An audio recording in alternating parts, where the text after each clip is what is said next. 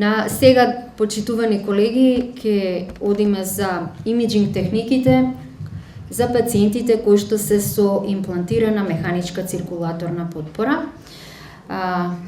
Честа ми ја додели Сдруженијето и домашниот организатор болницата Жан Митрев да ова предавање го одржам јас.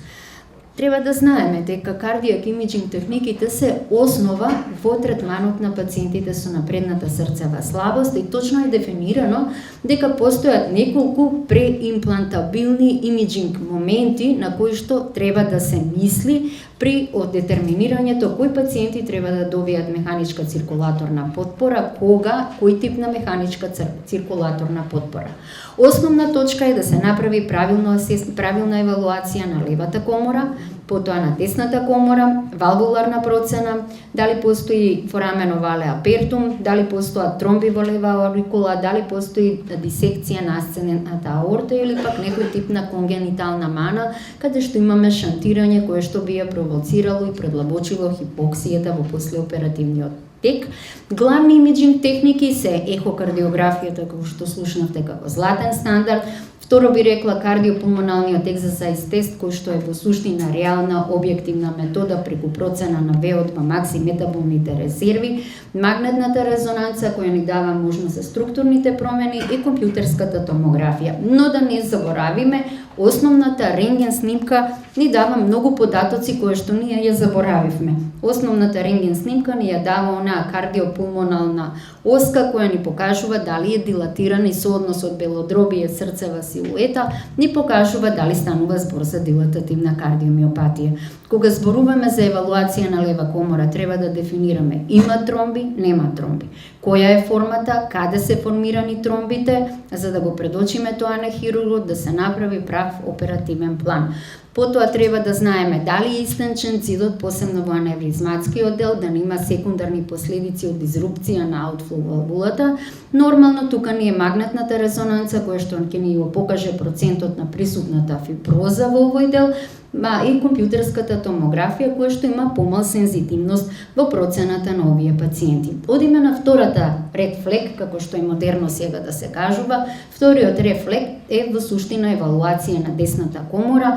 Основно е анамнезата кај пациентот и симптомите кои што ги има. Второ се ултразвучните параметри, посебно ТАПСЕ, ФАК, и левокоморната и деснокоморната ежекцијска фракција, каде што не сме сигурни, хемодинамскиот мониторинг е оној кој што на вистина ни дава правилен одговор во однос на притисочните градиенти и колкав е оптоварот на десната комора, тродимензионален трансезофагијален приказ во евалуацијата предоперативна на еден пациент кој што беше кандидат за ЕЛВАТ. Оваа комора десна е со нормални параметри и нормална функција.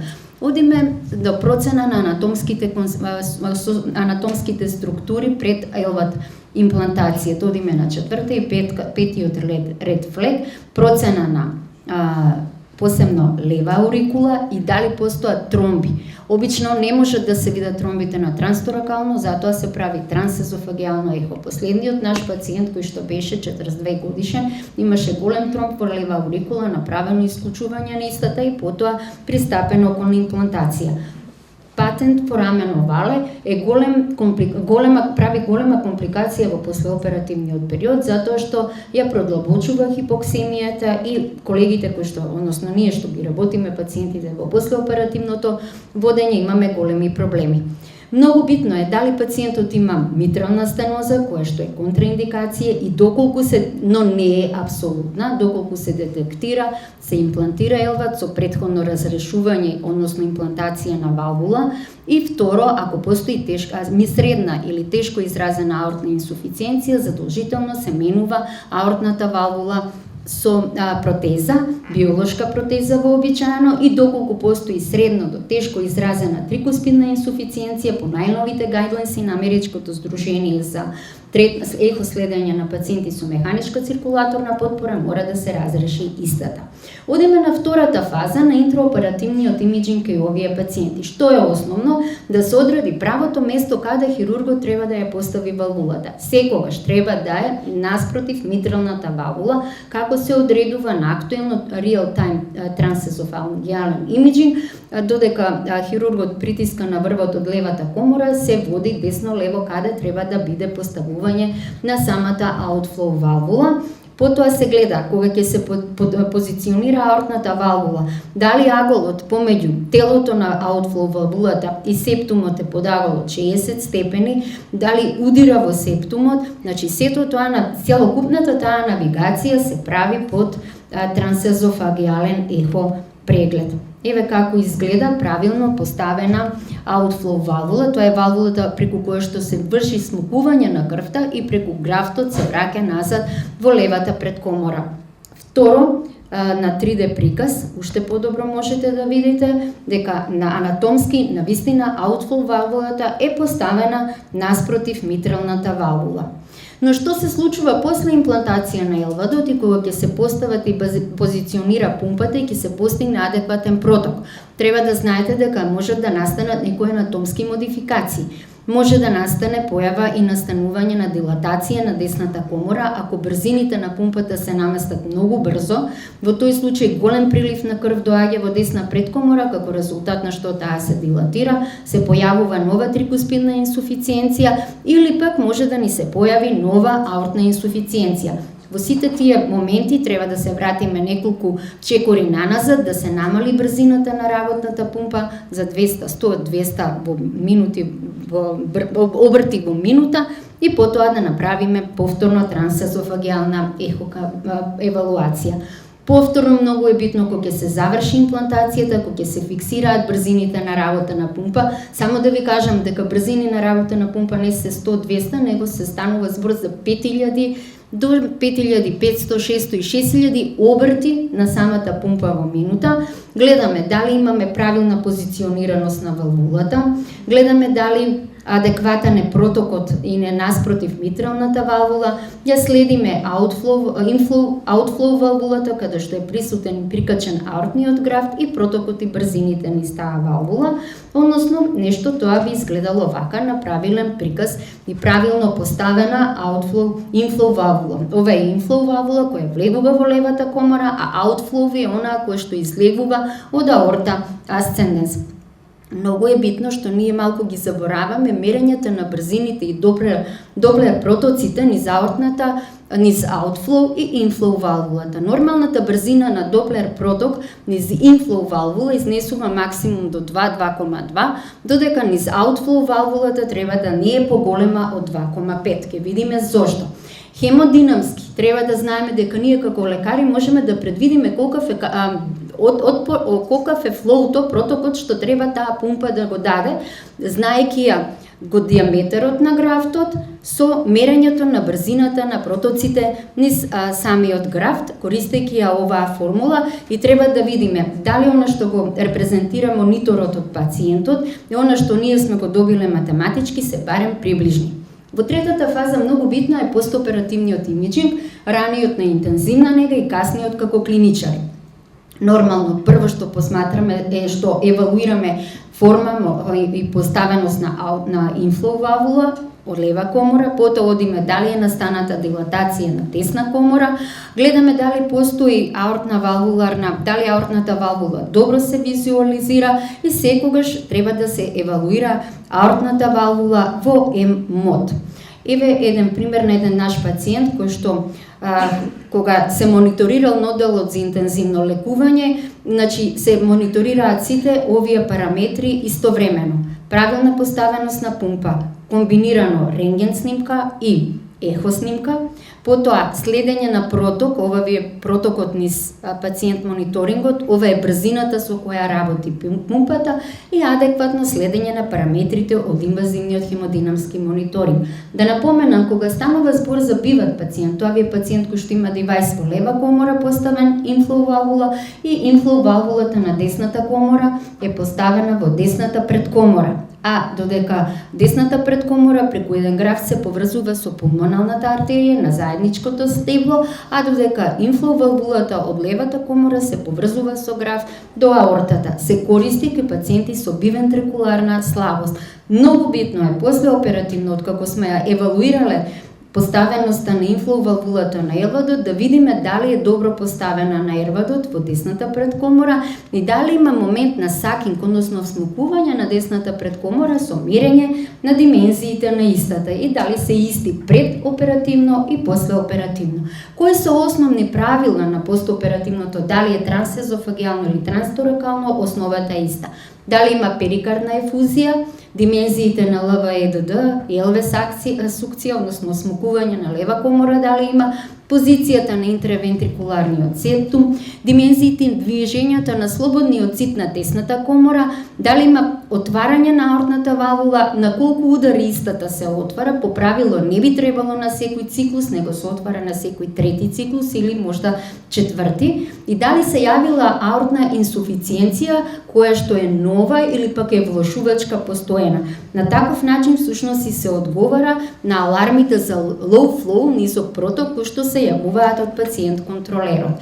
Еве едни базични пресеци на процена на сите овие работи што претходно ги напоменав.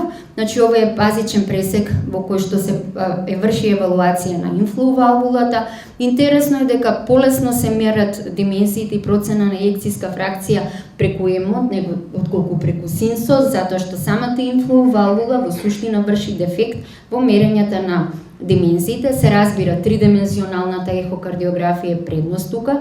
Континуирано следење на протокот низ аортната валвула, низ емот, колор Доплер и потоа следење нормално на димензиите и состојбата со десната комора што се случува.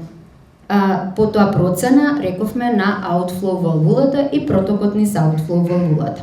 Кои се компликациите? Најчеста компликација е хиповолемија, која што може да биде од неправилен нос на течности или пак од дополнителна појава на крварење кај пациентот, која што може да предизвика до една критична состојба да настане всмукување на левата комора. Како ќе го познаеме?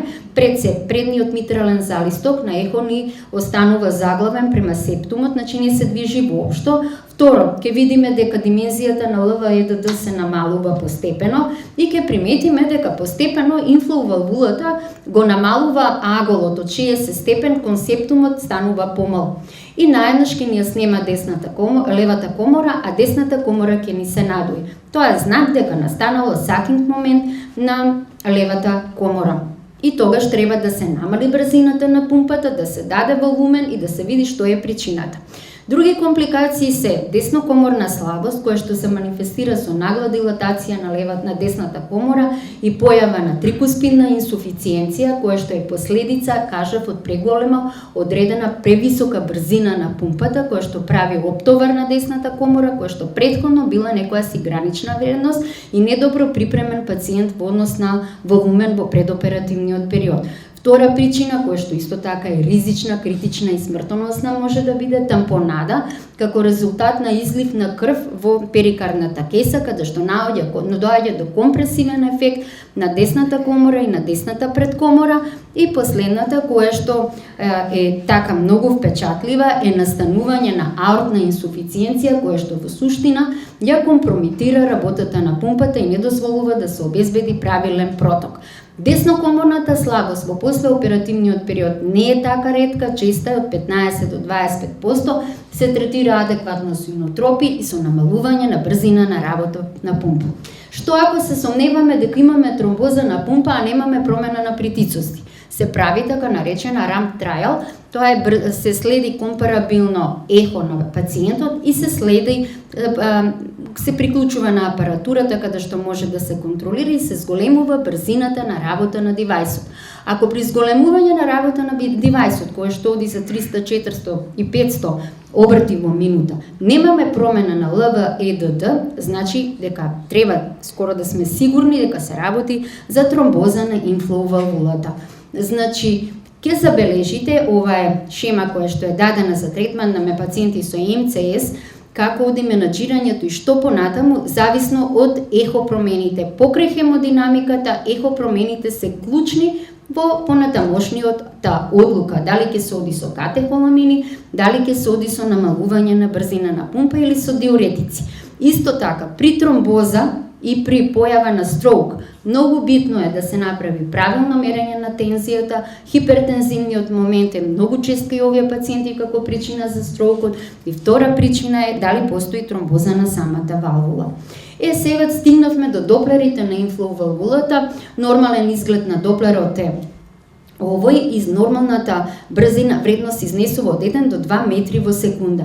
Над 2 метри во секунда во инфлоу валвулата е суспекција за тромбоза, под е дали дека може да постои и свиткување на графтот кој што излегува, преку кој што инфлоу валвулата се наоѓа поврзана за аортата. Еве како изгледа еден тромбоген ефект и гледате дека при тромбоген ефект на инфлоу валвулата имате нагло зголемување на брзината на доплер добиена низ инфлоу валвулата, која што претходно да речеме била 1 метар во секунда до 4 метри во секунда. Во тој случај се дава антихепаринска терапија до фул антихепаринизација, доколку нема подобрување, за жал се оди на реимплантација кај пациентот. Процената на аутфлоу валвулата исто така е многу битна, затоа што аутфлоу валвулата нормален доплер изнесува во овој правец и нормални вредности се до 2,5 метри во секунда. Ако е над тоа, станува збор или за стеноза, како резултат на стеснување на конекцијата измеѓу графтот и аортата, хирушки момент, или вториот е што многу ретко се случува да настанала тромбоза во овој дел. Но може да имаме и хемолиза, а да не ги прави овие промени. При хемолизата ќе приметите дека диастолната крива, која што имаме кај овој доплер од инфлоу валвулата, ја нема, а имаме зголемување умерено на систолниот дел од кривата. Овој момент и овој параметар е специфичен и е карактеристичен за хемолиза која што е предизвикана од пумпата и во тој случај повторно треба да се намали брзината на пумпата. Еве го моментот на аутфлоу стенозата како изгледа и нагло зголемување на брзините како може да ги добиете при мерење на истите. И да не заборавиме дека овие компликации на тромбоза зависат од самиот пациент, моменти, но можат да зависат и од самата пумпа. Не е лошо да се направат рентген снимки, обични, за да се види позиционираноста на пумпата, односно дислокацијата на пумпата или неправилната позиционираност. Еве во овој случај е кон доле и десен агол или пак кон горе и лев агол, кај што митралната валвула воопшто не е надолжно под агол како што треба да биде поставена. Доколку се сомневаме на проблеми дека имаме со графтот, имаме low flow и пумпата нон-стоп свирка кај пациентот, треба да направиме компјутер. Ова е еден пациент кој што е прикажан на интернет во приказ на случаеви, кој што имал outflow канула, имал обструкција на outflow канулата и за среќа негова трансендоваскуларно е направено разрешување на истата со поставување на графт. Како изгледа правилната позиција на биват на двојно коморната потпора кај еден пациент? Ова е наша пациентка, гледате нормална поставеност на outflow канулата во десната предкомора, нормално поставеност во левата комора и како ви изгледа на еден тродимензионален приказ на компјутер, каде што гледате поврзаност на десната пумпа, десна предкомора, она што пред малку го кажав со пулмонална артерија, односно левата пумпа од лева комора кон аорта. Ова е ангиографски приказ исто на еден истиот биват пациент за нормален проток низ самите графтови. И еден интересен феномен, тоа е candy wrapper. Тоа ви е оние бомбончињата што ни се овака завиткани, така може исто да се случи да се усука самиот графт кај пациентот и да настане low flow наеднаш кај пациентот и да наеднаш имаме low cardiac output, една критична состојба. Диагностиката може да се направи исклучиво преку компјутер и да се превземат адекватни мерки, односно итна хируршка интервенција и решавање на овој твистинг момент на графтот со рефиксација. Доколку се сомневаме дека постои инфекција на самиот графт, ние ќе видиме црвенило на местото каде што на драйвлајнот. Драйвлајнот ви е линијата преку која што излегува од пациентот и преку која што пациентот е поврзан со пациент контролерот. И доколку се сомневаме за инфекција, значи ние можеме да кажеме да има црвенило, меѓутоа која длабина е никогаш не сме сигурни. Тука е PET скенот со неговите техники, точно ни покажува преку кумулација, преку кумулација на FDG, Значи ни покажува точно каде е настаната инфекцијата и може да се направи план дали треба дебримантна рана или треба репласирање на истиот драйвлен, санација на инфицираната рана. Кратко, не би одела во статистика, ова е нашата работа од 2018 година. Можам да кажам дека тука треба една тимска работа, значи не е доволен еден лекар, треба да има кардиолог, треба да има добар анестезиолог, пред се одличен кардиохирург кој што би ја направил имплантацијата. Тоа е многу важно. Потоа правилна тимска процена со сите опасности што не вребаат кај истиот пациент во зависност од степенот и напреднатоста на срцевата слабост. Многу е битна невролошката поддршка, многу е битна негата што ќе ја добие тој пациент на интензивна нега, психолошката подготовка на пациентот и нутрицијата. Овие пациенти, зошто нутриција? Овие пациенти се сите калориски дефицит затоа што пумпата е спендер на калории и мора многу да се внимава на добра сатурација на белковините, ако сакаме да имаме добро зараснување на раната постхирушки. И на крај, добра фармациска поддршка, затоа што без адекватно снабдување на лекови нема ништо. И ако нема соработка на тимот, немаме ништо на крај. Само ова не го покажам, нашиот последен пациент, уште еднаш после 11 дена, ни кажа чао на клиниката. Благодарам на вниманието.